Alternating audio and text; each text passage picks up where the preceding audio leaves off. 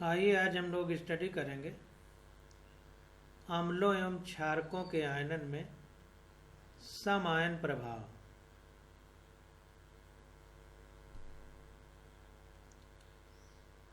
Common ion effect in the ionisation of acids and bases. तो देखिए, जैसा कि नाम से पता चल रहा है कि सम आयन प्रभाव, इसका मतलब जो एसिड और बेस आयनित हो रहे हैं, यानी पॉजिटिव आयन और नेगेटिव आयन में टूट रहे हैं, तो उन्हीं की जैसा कोई दूसरा आयन है जो विलयन में पहले से मौजूद है, तो वो क्या करेगा इनके आयनित होने में, उसके प्रभाव का हमें स्टडी करना है या अध्ययन करना। तो जाहिर सी बात है कि एक कंपटीशन रूपी शब्द होता है, कहते हैं कंपटीशन बहुत है। जैसे आप एसएससी, बैंक, रेलवे या नीट की ही तैयारी कर रहे हैं, तो अगर तुम्हारे जैसा कोई पढ़ने वाला है तो तुम्हारे सिलेक्शन को वो रोकेगा। अगर वो ज़्यादा अच्छा पढ़ लेगा तो आपको रुक जाएगा, सीट उसे मिलेगी क्योंकि नंबर उसके अच्छे आएंगे। तो वही चीज़ यहाँ भी होती है कि अगर जैसा आयन एसिड या बेस दे रहा है विलयन में, अगर वैसा ही पहले से मौजूद है तो कंपटीशन हो जाता है उनमें, और वो उसके आयनन की प्रक्रिया को घटा देता है, नहीं आयनित होने देता है। तो इसी को सम आयन प्रभाव कहते हैं, कॉमन आयन इफेक्ट। तो इसको पढ़ते हैं और समझने का प्रयास करते हैं कि आखिर किस प्रकार से प्रक्रिया होती है।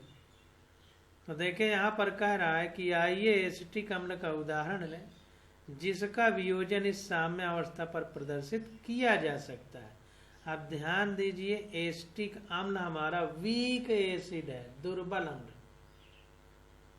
तो जो प्रबल है, जैसे अगर कोई हमसे तैयारी कर रहा है, हम भी कमज़ोर नहीं है, हम भी अच्छे से तैयारी करके अच्छा नंबर लाएंगे, तो हमारा कुछ नहीं बिगाड़ सकता है। बिगाड़ेगा कब?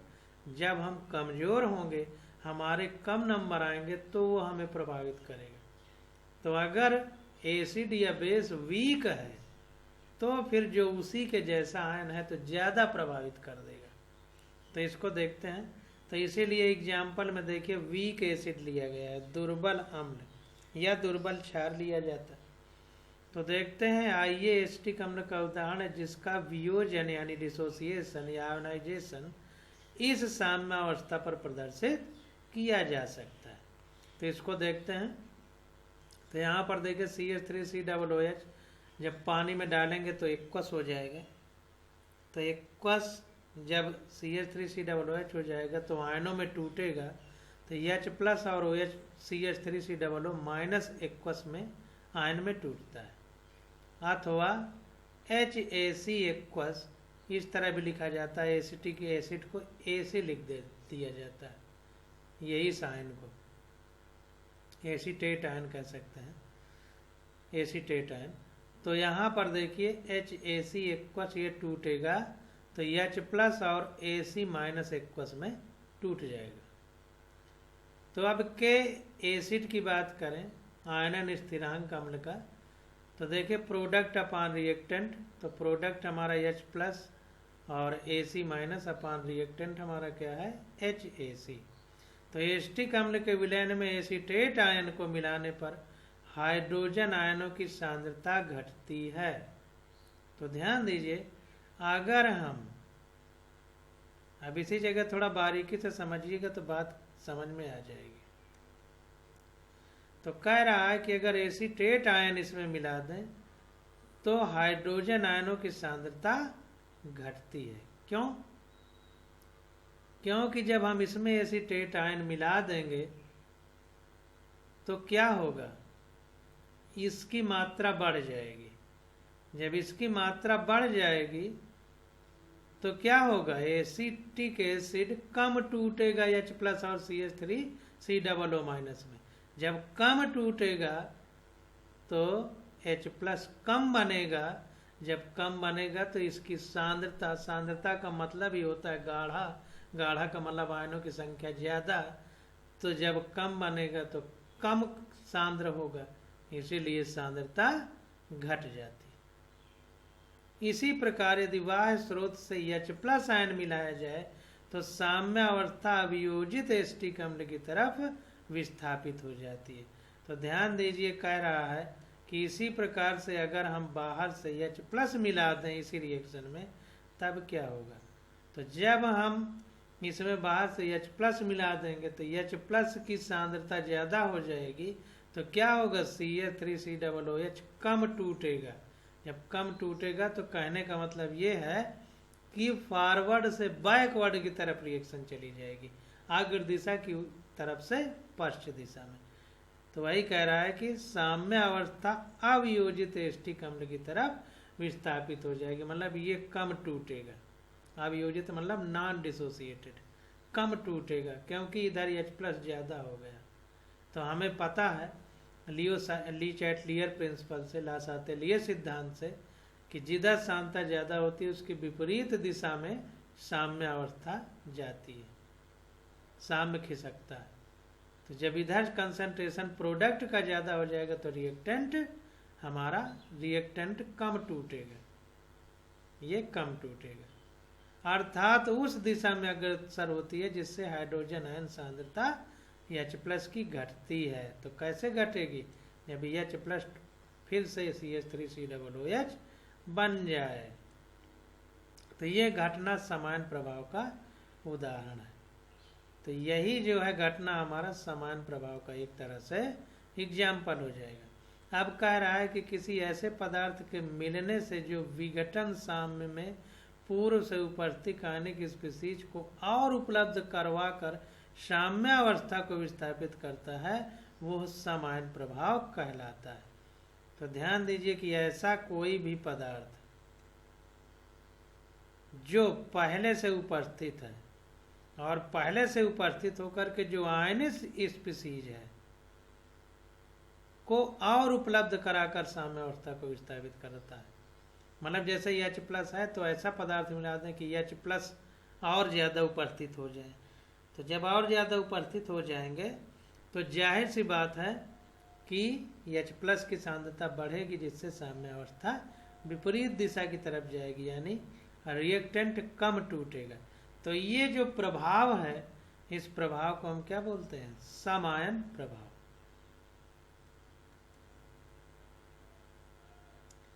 अब देखिए आगे कह रहा है कि अतः हम कह सकते हैं कि समायन प्रभाव लासातेलियर सिद्धांत पर आधारित है।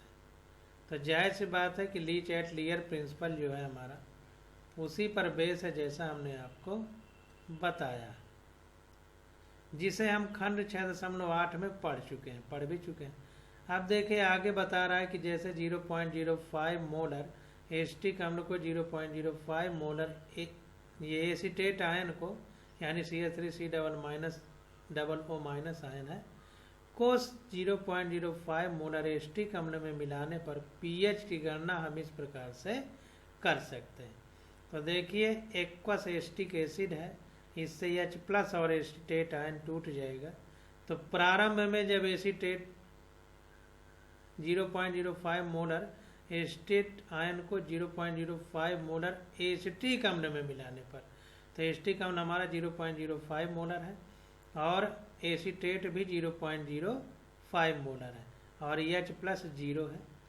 तो कह रहा है यदि X एसिटिक अम्ल में आयनन की मात्रा हो तो सांद्रता में परिवर्तन क्या होगा, तो उसको देखेंगे। तो X अगर जो है आयनाइजेशन की मात्रा है, अल्फा जिसको बोलते हैं,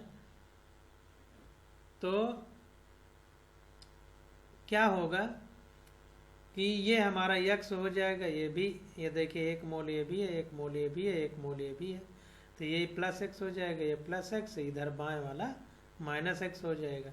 अब साम्य अवस्था पर देखें तो ये हमारा 0.05 +X होगा, ये हमारा X ही रहेगा, ये हमारा 0.05 में X घटेगा। तो इस प्रकार से अगर इक्विलिब्रियम पर हम अम्ल का आयनन स्थिरांक निकालें के ए, तो प्रोडक्ट अपॉन रिएक्टेंट, तो प्रोडक्ट हमारा एच प्लस एक्वस और ए सी माइनस एक्वस है। एक्वस लिख भी सकते हैं, नहीं भी लिख सकते। अपान रिएक्टेंट हो गया एच ए सी, तो ये आ गया हमारा, ये दिया गया है, तो एच प्लस हमारा यक्स है, एच प्लस, और एसीटेट आयन हमारा 0.05 प्लस एक्स है, अपान एस्टिक एसिड 0.05 और माइनस एक्स है। तो दुर्बल अम्ल के लिए के कम होता है। अब देखिए चूंकि वीक एसिड है, तो वीक एसिड के लिए के हमारा कम होगा, तो जब के कम होगा तो यक्स बहुत ज़्यादा कम होगा 0.05 से, क्योंकि के जितना कम होता है तो उसका मतलब ये होता है कि उतना ही कम आयोनाइजेशन होगा, क्योंकि आयोनाइजेशन की मात्रा ही के है, आयोनाइजेशन स्थिरांक। तो जाहिर सी बात है जब आयोनाइजेशन कम होगा तो ऊपर हम प्रोडक्ट लिखते हैं, नीचे रिएक्टेंट। जब आयोनाइजेशन कम होगा तो प्रोडक्ट जिसको एक्स एक्स माना है ये कम होगा, जब ये कम होगा तो के भी कम होगा और आयोनाइजेशन भी कम होगा, क्योंकि एक्स का मतलब ही आयोनाइजेशन है। तो जब ये कम होगा तो 0.05 जो अर्थ प्रारंभिक है ये बहुत कम टूटेगा, तो इसलिए 0.05 बहुत ज़्यादा होगा इस टूटने वाले की तुलना में। तो हम लगभग इसको प्रारंभिक मात्रा जो है उतनी ही मान सकते हैं कि इतना कम टूटा है कि जितना प्रारंभिक था उतना ही। तो यहाँ पर देखिए आता क्या लिख सकते हैं, 0.05 प्लस एक्स लगभग हो, और 0.05 माइनस एक्स लगभग 0.05 होगा, क्योंकि टूटने वाले की मात्रा इतनी कम है कि इसमें चाहे कुछ जोड़ा जाए या कुछ घटाया जाए तो इतना ज़्यादा फर्क नहीं पड़ेगा कि ये हमारे परिणाम को प्रभावित कर सके। तो यहाँ पर देखिए हमारा, अब जहाँ पर ये प्लस एक्स और माइनस एक्स है वहाँ पर केवल 0.05 रख देंगे। तो इस फार्मूले में यहाँ देखिए, तो ये यक्स हट जाएगा, तो ये यक्स भर बचेगा, तो 0x इंटू 0.05 अपान यहाँ भी ये यक्स हट जाएगा तो 0.05 इक्वल टू ये यक्स आ जाएगा, क्योंकि ये कट जाएगा, और यक्स हमारा एच प्लस यानी अम्ल का प्रोटॉन आयन का कंसंट्रेशन है। तो जाहिर सी बात है कि यक्स का मतलब प्रोटॉन आयन आ गए यानी एच प्लस आ गए। तो ये हो गया हमारा 1.8 इंटू 10⁻⁵ मोलर। अब देखिए पीछे जब हम इसी एनसीईआरटी बुक में पढ़ा था तो के और के बी की वैल्यू अम्ल और क्षारकों के लिए एक टेबल बना करके दी गई थी। तो एसीटेट एस्टिक अम्ल के लिए के की वैल्यू 1.8 इंटू 10⁻⁵ होती है, उस टेबल में दिया है, आप देख सकते हैं पीछे पलट के। ये देखिए एस्टिक एसिड की के की वैल्यू दिया है 1.74 इंटू 10⁻⁵। तो यही वैल्यू हम के की जगह रखेंगे। तो यही वैल्यू हमने रख दिया 1.8 इंटू 10⁻⁵। तो ये एच प्लस आ गया, इधर यक्स निकलेगा और यक्स हमारा एच प्लस ही है, तो एच प्लस आ गया 1.8 इंटू 10⁻⁵, और पी एच इक्वल टू होता है माइनस लॉग एच प्लस। तो एच प्लस की वैल्यू उठा के रख दिया 1.8 इंटू 10⁻⁵। अब देखिए 10⁻⁵ है तो ये पूरा 5 होगा, और निगेटिव में है तो ये निगेटिव वैल्यू है, तो इतने का जो लॉग होगा वो घटेगा, तो लगभग 5 के आसपास 4.74 आ जाएगा। इसको जब आप लोग सॉल्व करेंगे तो इस प्रकार से ये देखिए समान प्रभाव हमने समझा कि क्या होता है। इसी प्रकार से एक क्वेश्चन करते हैं और समझने का प्रयास करते हैं। तो उदाहरण 6.24 देखते हैं। कह रहा है 0.10 या मोलर अमोनियम विलयन की पीएच की गणना कीजिए।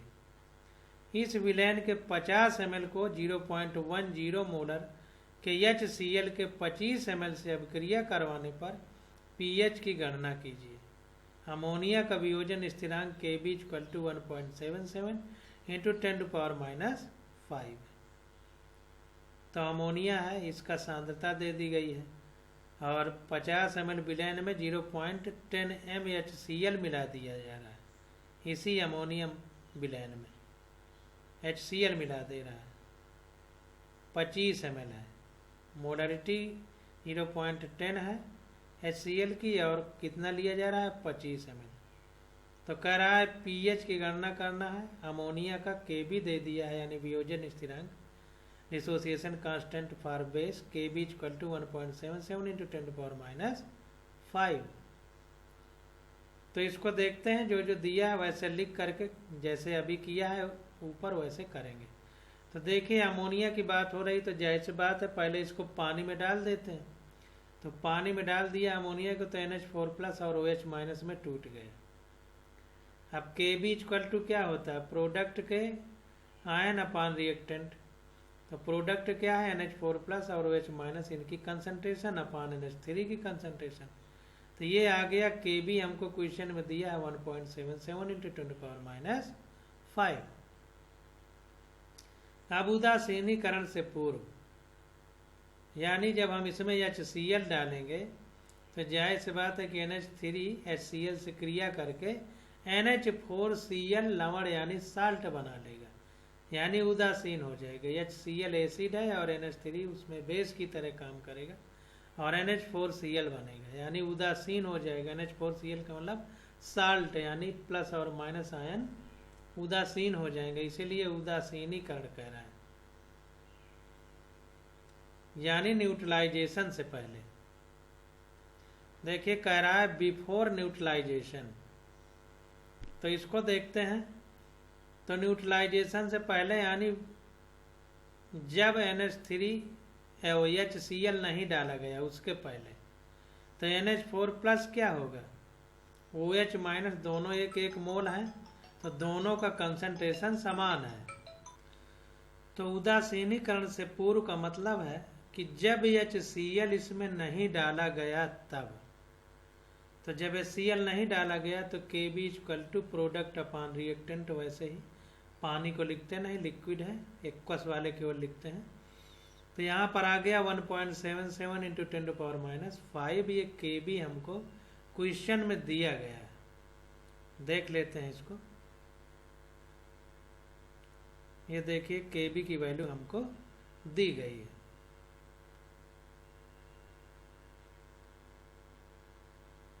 तो यहाँ पर हमने ये Kb की वैल्यू रख दी है।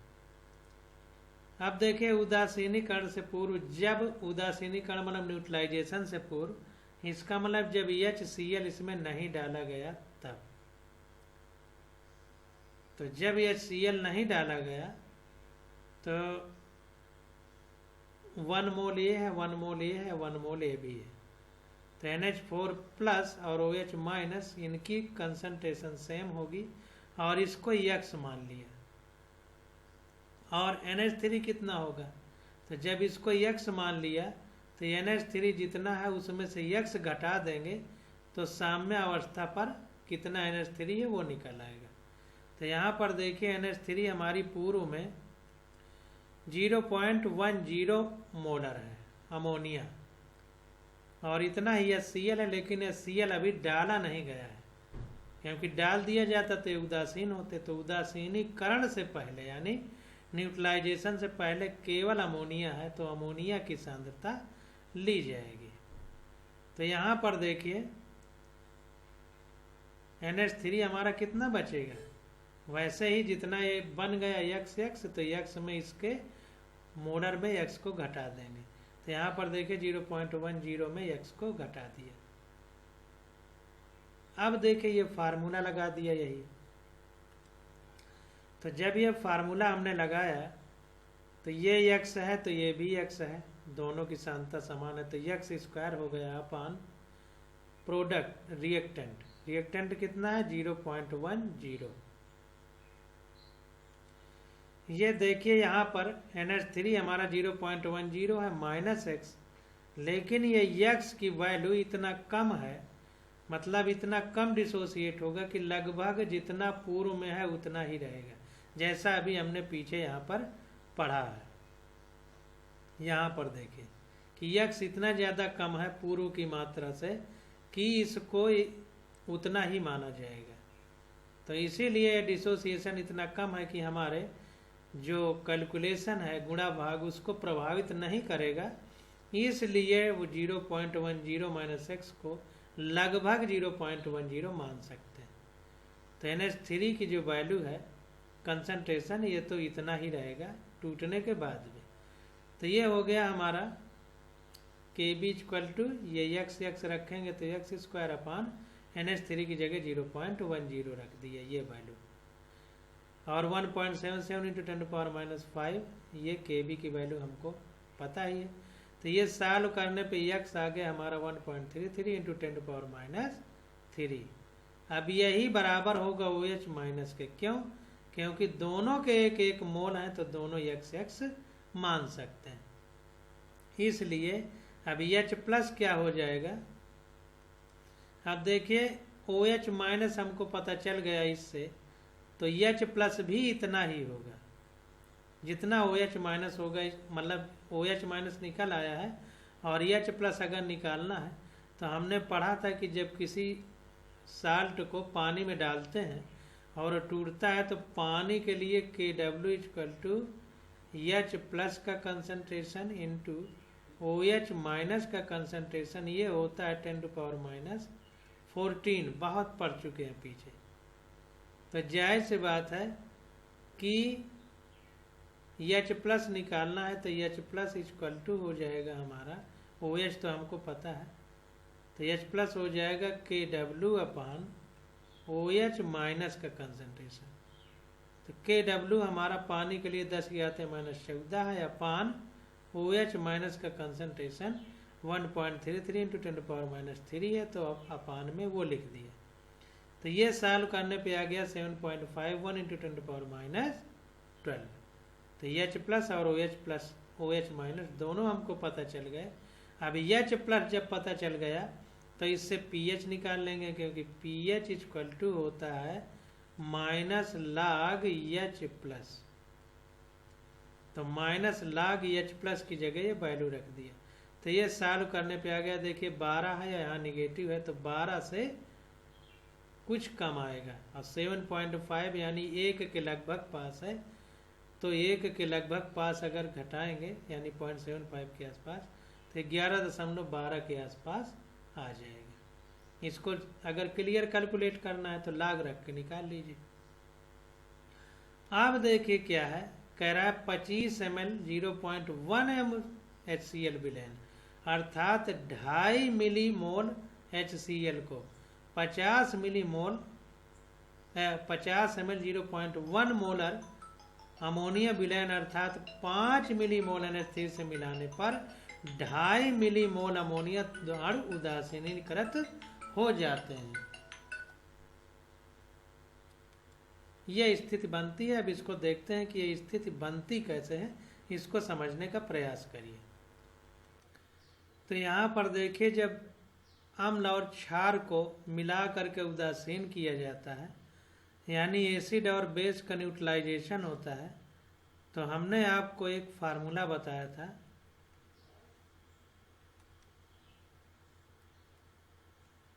M1V1 equal to M2V2।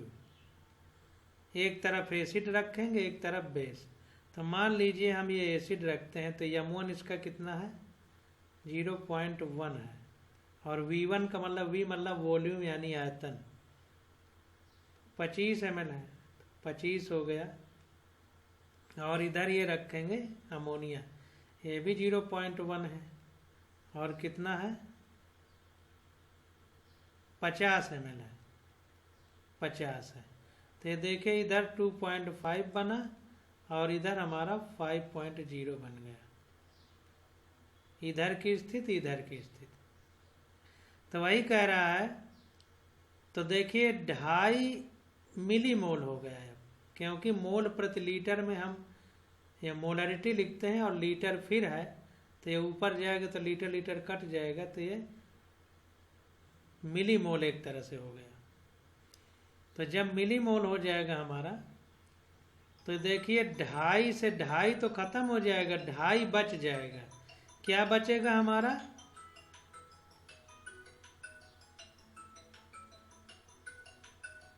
ये 50 ml अमोनिया है, तो अमोनिया बचेगा। मतलब 2.5 से 2.5 HCl न्यूट्रल हो जाएगा और 2.5 मिली मोल हमारे अमोनिया के बच जाएंगे। तो यहाँ पर देखिए 2.5 ml हमारा ये NH4+ जो है बच जाएगा। तो देखिए यहाँ पे कह रहा है कि 25 ml 0.1 mHCl विलयन अर्थात 2.5 मिलीमोल जैसा हमने निकाला है।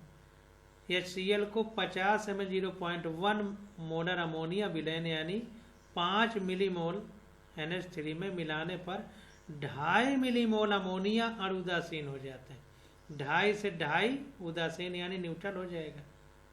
शेष 75 ml विलयन में उदासीनीकृत 2.5 मिलीमोल NH3 अणु तथा 2.5 मिलीमोल NH4+ रह जाते हैं। तो कुल मिलाकर के कहने का मतलब ये है कि 2.5 मिलीमोल जो है हमारा अमोनिया, और जब ये टूटेगा तो 2.5 मिलीमोल NH4+ उदासीन होने से रह जाएंगे। तो वही कह रहा है कि शेष 75 ml विलयन में उदासीनीकृत 2.5 मिलीमोल NH3 अणु तथा 2.5 मिलीमोल NH4+ रह जाते हैं। ये रह जाएंगे, केवल 2.5 मिलीमोल ही अमोनिया हमारी उदासीन होगी और जो 2.5 मिलीमोल बचेगा उसमें NH4+ और अमोनिया ये शेष रह जाएंगे। क्योंकि इसको हमने पहले डाला है तो पहले ये टूट चुका है, तो टूटने में अमोनिया भी होगी, NH4+ भी रहेगा, तो 2.5 मिलीमोल हमारे बच जाएंगे। तो अब देखते हैं क्या कंडीशन आगे बन रही है। तो यहाँ पर देखिए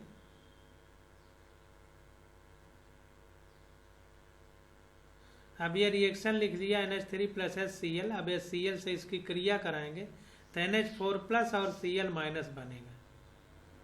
तो प्रारंभ में जब इनको मिलाया नहीं गया था तो 2.5 मिलीमोल हमारा NH3 था और 2.5 ही HCl था।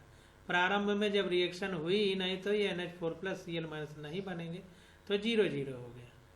लेकिन साम्य अवस्था पर यानी इक्विलिब्रियम में क्या होगा, ये 2.5 मिलीमोल तो उदासीन हो जा रहा है ना, तो ये पूरा 0-0 हो जाएगा। 2.5 से 2.5 खत्म हो जाएगा।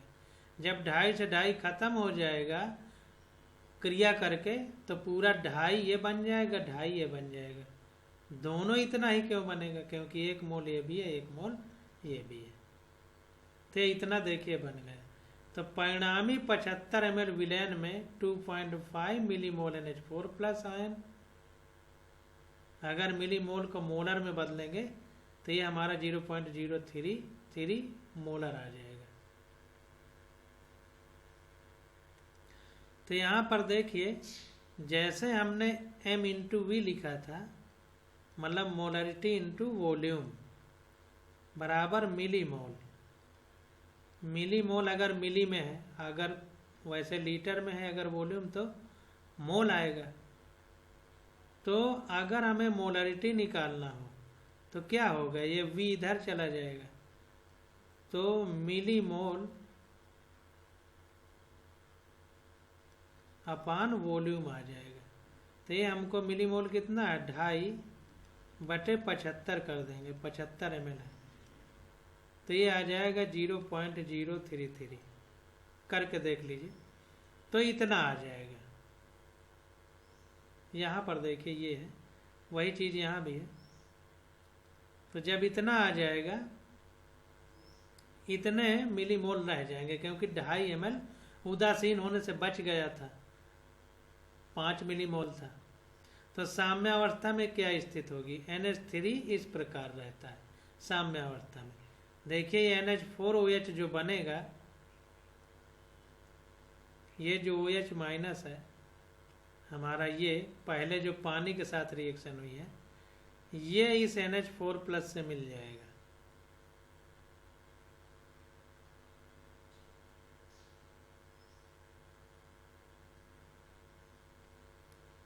ये OH- मिल के NH4OH बना देगा और ये टूटेगा तो NH4+ और OH- में टूट जाएगा। तो प्रारंभ में NH4OH कितना होगा, 0.033 मोलर। अब देखिए ये साम्य अवस्था की बात हो रही है। तो जब प्रारंभ में इतना रहा होगा और ये प्रारंभ में 0 0 रहा होगा, जैसे ये 0 0 है वैसे ये 0 0, तो जब साम्य अवस्था में होगा तो ये हमारा 0.033 रहेगा, ये भी 0.033 रहेगा। क्यों? क्योंकि दोनों एक मोल है तो दोनों बराबर रहेंगे। तो जाहिर सी बात है कि साम्य अवस्था में ये 0.033 में मतलब ये y घट जाएगा जितना टूटेगा। तो ये साम्य अवस्था में है, इतना टूटा है तो प्रारंभ में 0.033 है, तो साम्य अवस्था पे 0.033 माइनस y होगा, जैसा हम ऊपर निकालते रहें। तो ये आ जाएगा हमारा। तब कह रहा है कि y हमारा क्या हो जाएगा, NH4 प्लस और OH माइनस दोनों की सांद्रता बराबर है, तो y इक्वल रहेगी दोनों के लिए। तो परिणामी 75 ml विलयन उदासीनीकरण के पश्चात 2.5 millimole NH4 plus ion, 2.5 millimole का मतलब 0.033 मोलर से युक्त होता है। अतः NH4 प्लस की कुल सांद्रता इस प्रकार दी जाती है। तो NH4 प्लस की कुल सांद्रता क्या होगी, एक तो NH4 प्लस हमारा यहाँ पर है और एक ही NH4 प्लस यहाँ पर है। तो ये सांद्रता और प्लस जो मिलाया गया है उसकी वजह से सांद्रता, तो ये क्या होगा, आपस में ये जुड़ जाएंगे।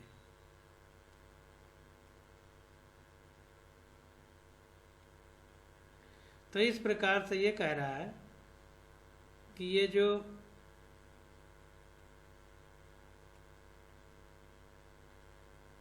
NH4 प्लस होगा तो ये हमारा इतना तो है शुरुआत में 0.033 प्लस ये NH4 प्लस ये हो जाएगा।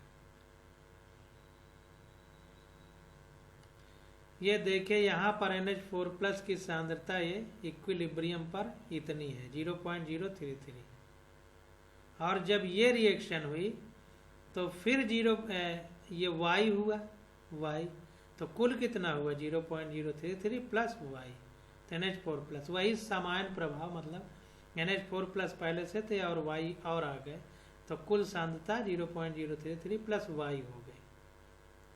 चूंकि y कम है, फिर उसी तरह कि बहुत कम है तो हम प्रारंभिक सांद्रता जो इतनी है इसी को मान सकते हैं कि बाद में भी है। तो देखिए चूंकि y कम है इसलिए NH4OH लगभग 0.033 मोलर तथा NH4 प्लस लगभग 0.033 m रहेगी। मतलब प्रभाव बहुत कम होता है, अंतर बहुत कम आता है। तो सामान्य में अगर लिखना हो तो ना लिख के भी हम डायरेक्ट सॉल्व कर दें तो भी विशेष फर्क नहीं पड़ेगा। तो यहाँ देखिए KB हो गया NH4 प्लस OH माइनस अपान NH4OH, इसके लिए प्रोडक्ट अपान रिएक्टेंट का कंसंट्रेशन। तो जब ऐसे लिखेंगे तो डायरेक्ट लिख देंगे KB equal to NH4 plus कितना है y इंटू OH माइनस कितना है OH माइनस 0. ये देखिए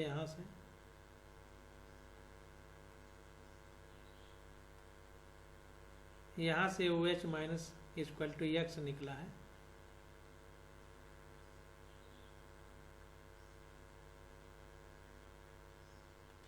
अब देखें यहाँ पर NH4 प्लस और OH माइनस बराबर है, तो जो NH4 प्लस है